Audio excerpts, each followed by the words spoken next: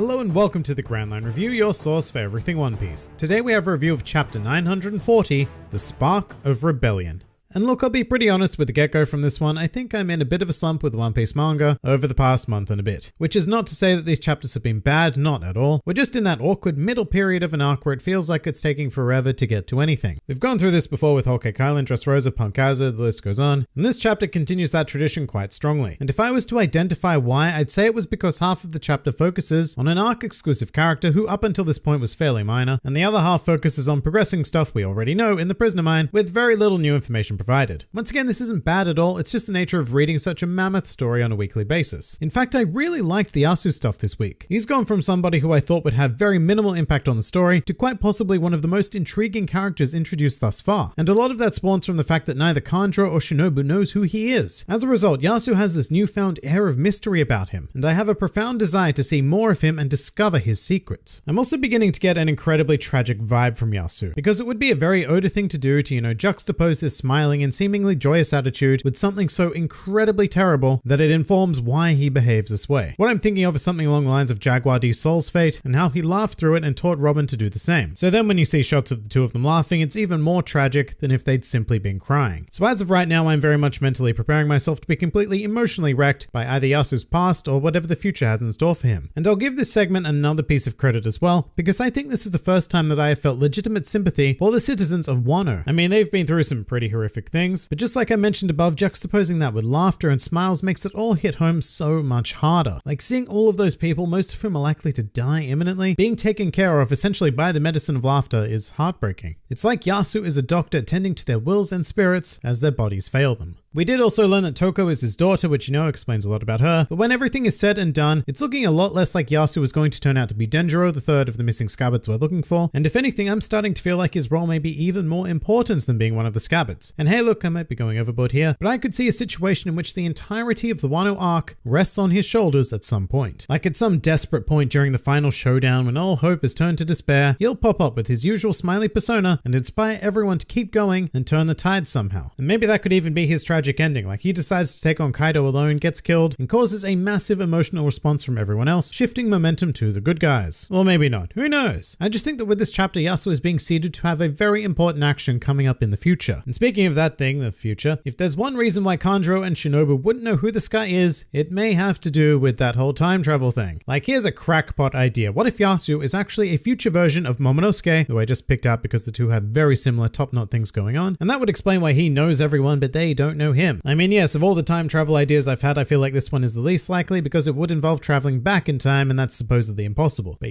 what if it were possible and there was a whole bunch of stuff like that happening right now all across Wano, with Komurasaki being future Hiyori and Yasu being the future Momonosuke, and maybe even some others, who have all come back to ensure that the events of Wano play out exactly as they need to. It would add such an amazingly incredible layer of tragedy that it is very unlikely to be the case. So the other half of this chapter happens in the prisoner mine and it starts out with Luffy training, which I find quite boring to be honest. One of the things I've always loved about One Piece is that it generally skips any form of training. Like looking back on the series, all of the gears just came out of nowhere, and even in the New World, when an explanation is needed for how Luffy can do something, it just comes in the form of a satisfying Rayleigh flashback, which is great. The only thing I would really call training is when Luffy was honing his observation haki against Katakuri, but that was wrapped in such a nice package of glorious battle that it doesn't really matter. This is a bit different. It's just Luffy facing off against comical villain after comical villain, and I do appreciate that he does now need to advance his armament haki, but I'm getting a little tired of seeing him just try and fail. I also thought that this portion of the Sumo Inferno ended incredibly abruptly. Like Queen just says, it's bedtime, and everyone just goes to sleep.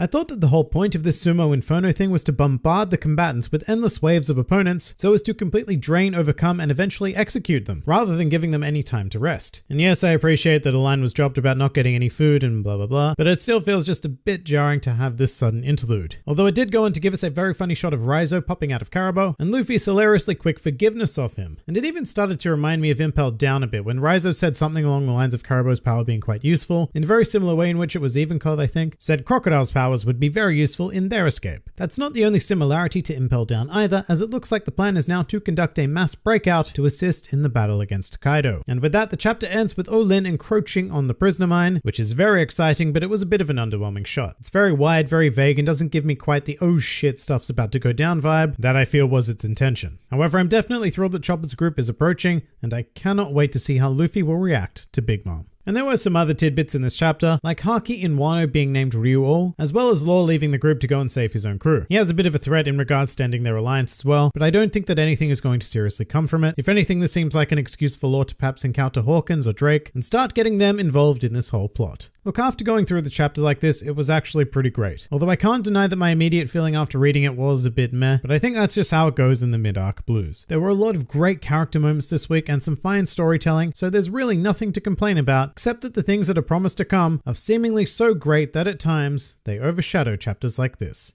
But that pretty much does it for chapter 940. If you enjoyed this video and the content this channel produced in general, then please do consider donating to the Grand Line Review Patreon, because the support of all of you amazing people is what continues to make this channel possible. Also do check out my Teespring store if you're interested in shirts, hoodies, and other miscellaneous items, with the proceeds going directly to support the channel as well. And if you'd like to join the fun at any time, then please do head over to my Discord server, where a wide array of shenaniganry takes place on a daily basis. And finally, please do comment with your thoughts on the chapter. This has been the Grand Line Review, and I'll see you next time.